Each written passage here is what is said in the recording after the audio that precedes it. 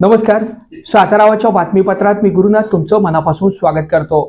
भारतीय जनता पक्षाच्या वतीनं पक्षविरोधी काम केल्याबद्दल 3 पदाधिकाऱ्यांची 5 वर्षासाठी हकालपट्टी केलेली आहे. या कारवाईमुळे कराड उत्तर विधानसभा मतदारसंघासोबतच जिल्ह्यामध्ये खळबळ उडाली आहे.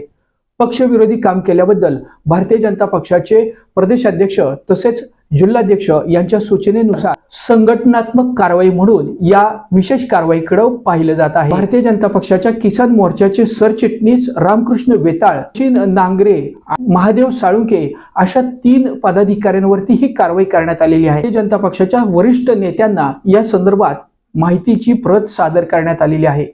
विशेषतः राज्याचे ग्रामविकास मंत्री जयकुमार गोरे, सार्वजनिक बांधकाम मंत्री नामदार शिवेंद्रसिंहराजे भोसले, खासदार श्रीमंत छत्रपती उदयनराजे भोसले, भारतीय जनता पक्षाचे सातारा जिल्हाध्यक्ष अतुल भोसले आणि सर्व पदाधिकारी यांच्यापर्यंत ही प्रत पोहोचवली गेली आहे. शिस्तीच्या पक्षामध्ये पक्षाविरोधात केलेलं बेशिस्त काम खपवून घेतलं जाणार नाही याचा वस्तुपाठ कराड उत्तर विधानसभा मतदारसंघात 3 पदाधिकाऱ्यांवरती केलेल्या कारवाईतून स्पष्ट झालेला आहे.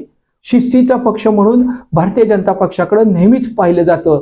यामध्ये बेशिस्तीला थारा नाही असाच इशारा प्रदेशाध्यक्ष तसेच जिल्हाध्यक्ष सातारा यांनी दिलेला.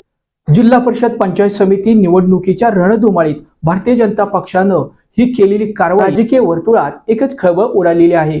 पक्षविरोधी काम केल्याची ही शिक्षा म्हणून या कार्यवाहीकडे पाहिलं जात आहे. सातारा जिल्ह्यातील भारतीय जनता पक्षामध्ये अंतर्गत कलहाला थारा दिला जाणार नाही हेच या कारवाईवरून स्पष्ट झाले आहे.